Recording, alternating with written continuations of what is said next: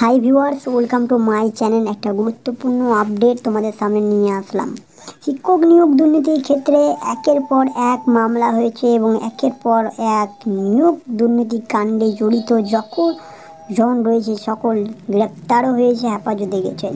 তবুও কিছু তথ্য আরও রয়েছে, সন্দেহর চাবি আরও বেড়ে যাচ্ছে, কারণ নিয়োগ দুর্নীতি সেটা স্ক্যাম, একটা বড় দুর্নীতি হয়েছে। তো চলো জানি কি রয়েছে সেই তথ্যগুলো। রাজ্যের শিক্ষক নিয়োগ দুর্নীতি নিয়ে আলোচনা শেষ নয়।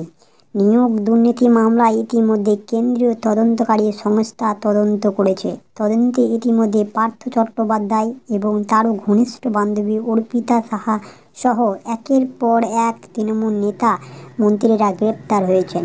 তবে তদন্তকারী সংস্থার তরফ থেকে বারবার দাবি করা হচ্ছে, শুধু পার্থ, মানিক বা জীবনকৃষ্ণ সাহা নয়, জড়িত রয়েছেন আরও অনেকে।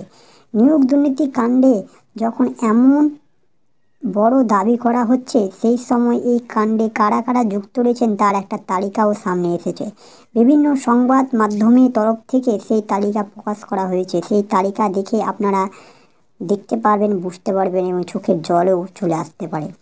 এই তালিকায় পার্থ চট্টোপাধ্যায়, মানিক ভট্টাচার্য, জীবনকৃষ্ণ সাহা যেমন নাম রয়েছে, ঠিক তেমনি আরও নতুন নতুন নেতা মন্ত্রীরও নাম রয়েছে। মিড ডে মিল এবং এজেন্টের নামও রয়েছে। প্রায় 50 জনের নাম রয়েছে নতুন তালিকায়, যারা প্রত্যেকে তদন্তকারী সংস্থার র্যাডারে রয়েছেন।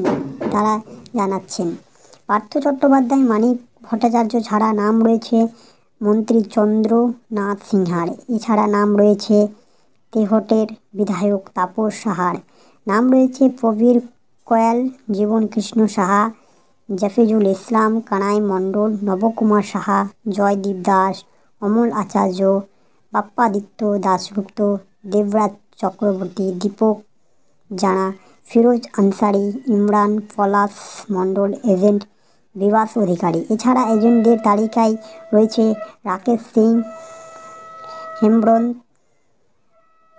তাপস মিত্র, নিখিল বেড়া, অরণ্য আচার্য, কালীপদ পদী, অতুল গুচ্ছাই, অমিত মণ্ডল, পিপু উদ্দিন শেখ, নবকুমার দাস, মৃণাল চক্রবর্তী, সংগ্রাম কামরূপী, অরম কামু, সুদীপ্ত গঙ্গোপাধ্যায়, হৃদয় সাহা, অমিত মাইতি, মস্ত দাস পাত্র। আরও অনেকের নাম রয়েছে। এছাড়া আরও রয়েছে এজেন্টের নামে সেই তালিকায় উঠে আসছে বলে জানা যাচ্ছে। তারা হলেন দেবাংশু বাগ, জিতেন রায়, সুনীক রানা, সুজল নজরুল হাসান, অরবিন্দ, তন্ময় গোস্বামী ইত্যাদি। একাধিক সংবাদ মাধ্যমে সূত্রে জানা যাচ্ছে, নিয়োগ দুর্নীতি মামলা অবশেষে ফাইনাল ল্যাবে এসে পৌঁছেছেন সিবিআইয়ের কাছে। তাদের তরফ থেকে দুটি আলাদা আলাদা খসড়া তৈরি করা হয়েছে।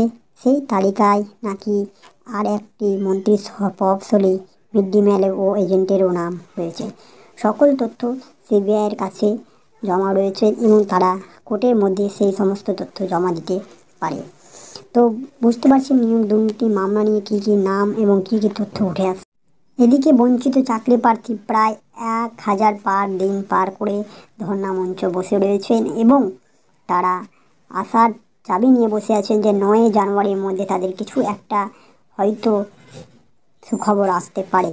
দেখা যাক 9 জানুয়ারির মধ্যে কী তথ্য উঠে আসছে। যেহেতু ডেট দেওয়া হয়েছে 6, 7, 8, 9, অতএব 9, 3, 4টা ডেট আছে। 3-4টা ডেটের মধ্যে সেই সুনামি এবং সেই তথ্য থেকে কী কী বেরিয়ে আসছে সকলের জন্য একটা শুভ কামনার দিন নিয়ে আসতে পারে এই নতুন বছর।